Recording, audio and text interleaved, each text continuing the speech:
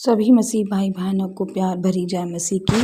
परमेश्वर की पाक और पवित्र हजूरी में आप सबका स्वागत करते हैं और हमारे पिता परमेश्वर ने अपने वचनों के द्वारा हमें जो आत्मिक खुराक दी है उसके लिए प्रार्थना करते हैं। Hallelujah hallelujah hallelujah hallelujah hallelujah hallelujah hallelujah. पिता पुत्र पवित्र आत्मा, पिता पुत्र पवित्र आत्मा, पिता पुत्र पवित्र आत्मा। धन्यवाद धन्यवाद धन्यवाद धन्यवाद धन्यवाद धन्यवाद धन्यवाद धन्यवाद। सेना के यहोवा, धरती आकाश के मालिक, आपका धन्यवाद करते हैं। पिता प्रभु, आपका धन्यवाद करते हैं। आपने सारी रात हमें संभाल कर रखा, आपका धन्यवाद करते हैं। सुबह का मीठा दिन हमें दिखाया पिता परमेश्वर जी। हमें अपने घर परिवार में बना कर रखा पिता परमेश्वर जी। हमें किसी भी प्रकार की कोई भी कमी नहीं होने दी पिता परमेश्वर जी। अपने हाथों में लेकर हमें चलाया पिता परमेश्वर जी। हमारे पापों गुनाहों को क्षमा करके हमें अपने राज में रखा पिता परमेश्वर जी। अपनी भेड़ें बनाया, अपने सेवक बनाया। आपका शुक्र, आपका धन्यवाद करते हैं पिता परमेश्वर जी। आपके वचन, अब समय आपके वचन का है पिता परमेश्वर जी। आपकी आत्मिक खुराक का है पिता परमेश्वर जी, जो अपने वचनों के द्वारा आप हमें देते हैं, जिसे हम लेने जा रहे हैं पिता परमेश्वर जी। उस आत्मिक खुराक को लेकर पिता परमेश्वर जी, आपके वचनों को लेकर पिता परमेश्वर, जो भी वचन आज हमारे लिए है पिता परमेश्वर जी, उसको लेकर हम तृप्त हों, नया जीवन को पाएं, नई राह पर चलें पिता परमेश्वर जी। सब पुराना पीछे भूल कर पिता परमेश्वर जी, नए जीवन में प्रवेश करें पिता परमेश्वर जी। आज 2024 में पिता परमेश्वर, हम नवी ज़िंदगी को पा जाएं पिता परमेश्वर। पुराना सब कुछ ख़त्म होता रहा, नवे में आकर पिता परमेश्वर, जैसा यीशु मसीह चाहते हैं वैसे नए हो जाएं पिता परमेश्वर जी। अपनी सारी पीछे पापों गुनाहों की क्षमा मांगकर पिता परमेश्वर जी, आपसे नए जीवन की उम्मीद करते हैं पिता परमेश्वर जी। आपसे प्रार्थना की, आपने स्वीकार किया, आपका धन्यवाद करते हैं। प्रार्थना यीशु नासरी के सामर्थी नाम में मांगते हैं, आमीन। हालेलुया। प्रिय भाइयों बहनों, आज मैं आपके लिए लेकर आई हूँ मत्ती 12 की आयत नंबर 15। टॉपिक है परमेश्वर का चुना हुआ सेवक। परमेश्वर का चुना हुआ सेवक कौन? आप सभी जानते हैं कि वो कौन है। जानते हैं आगे। यह जानकर यीशु वहाँ से चला गया और बहुत लोग उसके पीछे हो लिए और उसने सबको चंगा किया। अब परमेश्वर एक जगह से दूसरी स्थान पर चले गए, जिस जगह पर वो थे वहाँ से वो चलकर वो सारी जगत के जो लोग थे, जो भी बीमार थे, जो चंगे थे, परमेश्वर के पीछे हो लिए और उसने उन सबको क्या किया?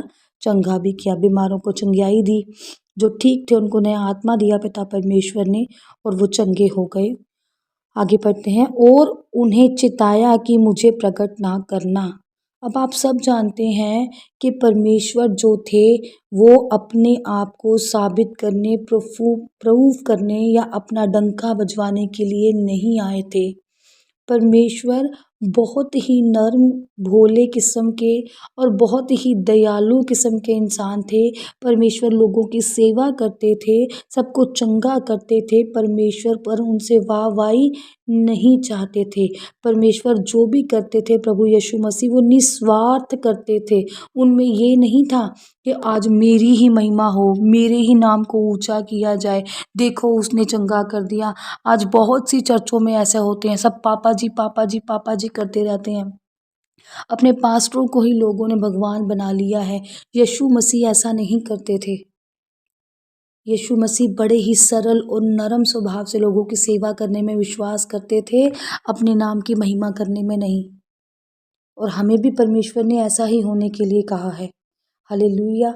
आज बहुत से लोग हैं जो अपना डंका बजवाते हैं, अपनी महिमा करवाते हैं। बहुत अजीब तरीके से चर्चों में प्रचार होते हैं, पर परमेश्वर ऐसा नहीं करते थे। हालेलुया।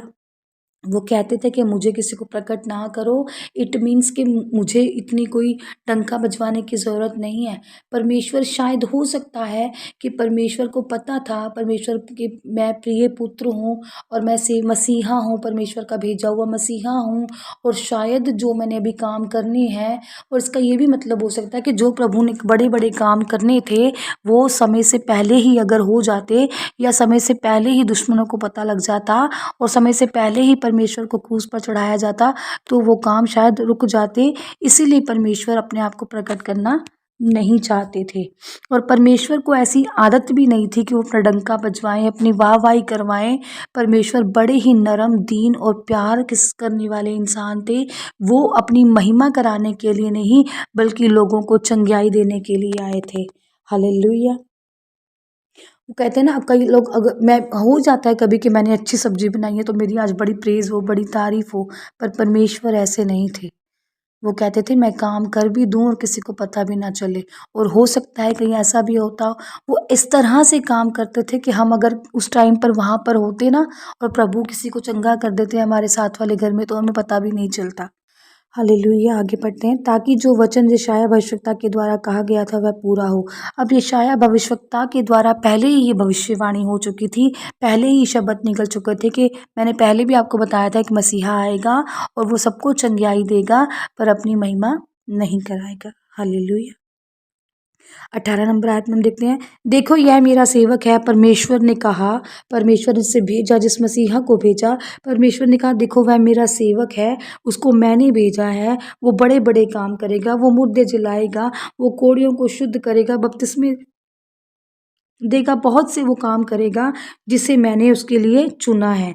मैंने चुना है कि वो लोगों की क्या करे, सेवकाई करे। मेरा प्रिय जिससे मेरा मन प्रसन्न है, परमेश्वर ने कहा यहोवा पिता ने, वो मेरा प्रिय मेरा पुत्र है जिससे मेरा मन क्या है, प्रसन्न है, उसे मैंने भेजा है और वो मेरा सेवक है, सबकी सेवा करने के लिए वो आया है। मैं अपना आत्मा उस पर उड़ेलूंगा।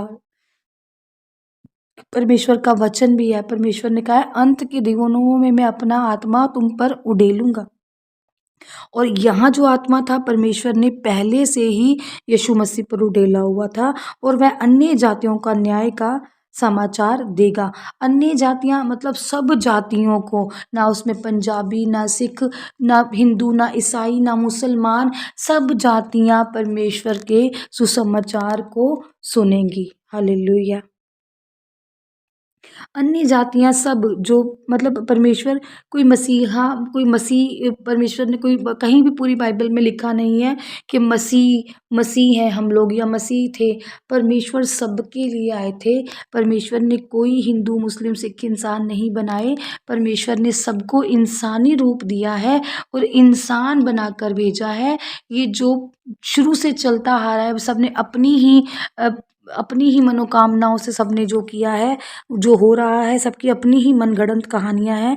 बाकी जो परमेश्वर थे वो ज़िंदगियों को बदलने आए थे, वो इंसानों को बदलने आए थे, वो धर्म परिवर्तन नहीं कराने आए थे। हालेलुया। 19 नंबर आयत में कहते हैं, ना तो वह झगड़ा करेगा, परमेश्वर कह रहे हैं ऐसा सेवक मैं भेजूंगा, ना तो वो झगड़ा, मतलब वो इतना दीन, इतना प्यारा, इतना प्रेम करने वाला होगा, ना तो वह झगड़ा करेगा। और सब जानते हैं जब परमेश्वर ने उसको बांध कर क्रूस पर लटका दे, तब ने परमेश्वर तब भी हिंसा नहीं की। परमेश्वर चुपचाप से क्रूस पर चढ़ गए और किसी को एक शब्द तक परमेश्वर ने नहीं कहा, और ना धूम मचाएगा और ना बाजारों में कोई उसका शब्द सुनेगा। तो यही सब कह रहे हैं कि ना तो वो शोर मचाएगा, कोई भी एक घर से दूसरे घर वाला भी शायद कभी नहीं सुन पाता, परमेश्वर ऐसे कार्य कर जाते थे। हालेलुया। वह कुचले हुए सरकंडों को ना तोड़ेगा और धुआं देती हुई बत्ती को ना बुझाएगा। कुचले हुए सरकंडे मतलब जैसे फूल होता है, माली कभी देखा है, कभी एक फूल डाल से टूट जाए तो उसको फेंक देता है, वो उसी को जोड़ने की, मिट्टी लगाकर दबाने की दोबारा से कोशिश करते हैं। ऐसा ही हमारा परमेश्वर था। और धुआं देती हुई बत्ती को ना बुझाए। देखा कभी जब लाइट चली जाती है तो मोमबत्ती बुझने लगती है, हम लोग कैसे जाकर अपना हाथ रख लेते हैं कि वो ना बुझे। इस तरह से ही हमारा परमेश्वर था। परमेश्वर किसी से कभी झगड़ा नहीं करते थे, किसी से बैर नहीं रखते थे, हमेशा प्रेम से, साहस से, नम्रता से, दीनता से परमेश्वर चलते थे। और परमेश्वर बड़े ही प्यार स्वभाव से हर किसी का मन को जीतते थे, हर किसी के मन में अपने प्यार उत्पन्न कर देते थे। ऐसे परमेश्वर थे हमारे। हालेलुया। जब तक वह न्याय को प्रबल ना कराए, कब तक न, जब तक न्याय दुनिया के मनों में, न्याय दीन भावना प्रेम वाली आत्मा ना जाग जाए, तब तक। हालेलुया। और अन्य जातियां उसके नाम पर आशा रखेंगी।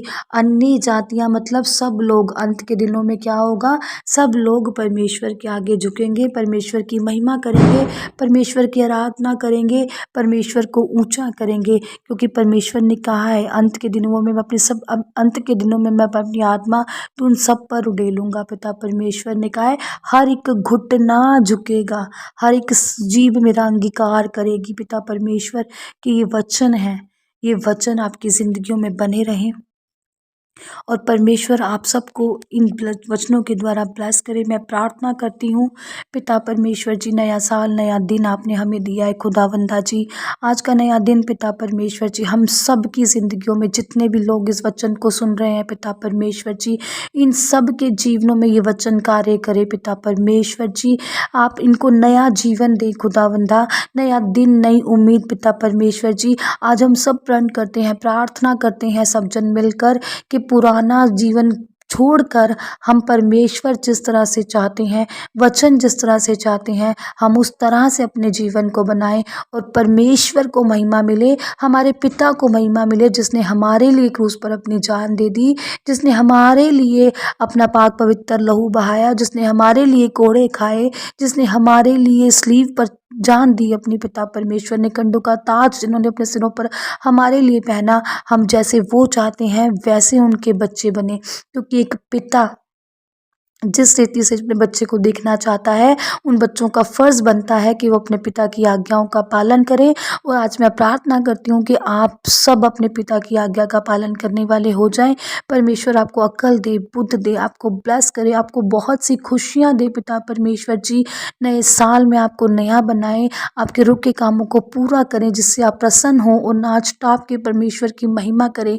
परमेश्वर आपको आशीषित करे, परमेश्वर आपको ब्लेस करे, आपके घरों को ब्लेस करे, आपकी नौकरियों को ब्लेस करे, आपके रुके कामों को पूरा करे, आपके शरीर को चंगा भला करे, आपकी आँखों को, आपके कानों को, आपके दर्दों को, आपके शरीर को परमेश्वर मजबूत करे, आपके हाथों को परमेश्वर मजबूत करे जिससे आप प्रार्थना कर सके। जिसको भी प्रार्थना करने में कोई भी कमी आती है परमेश्वर आज आपकी सारी कमियां वो दूर करे पिता परमेश्वर। जिसका प्रार्थना करने वाला आत्मा है वो प्रार्थना करे, सबके लिए प्रार्थना करे, दीनों के लिए, गुनहगारों के लिए, मुजरिमों के लिए, सबको नए रास्ते पर आने के लिए प्रेरित करे। परमेश्वर का वचन हमें यही सिखाता है। परमेश्वर आप सबको आशीषित करे, ब्लेस करे। प्रार्थना यीशु नासरी के सामर्थी नाम में मांगते हैं, आमीन, आमीन और आमीन।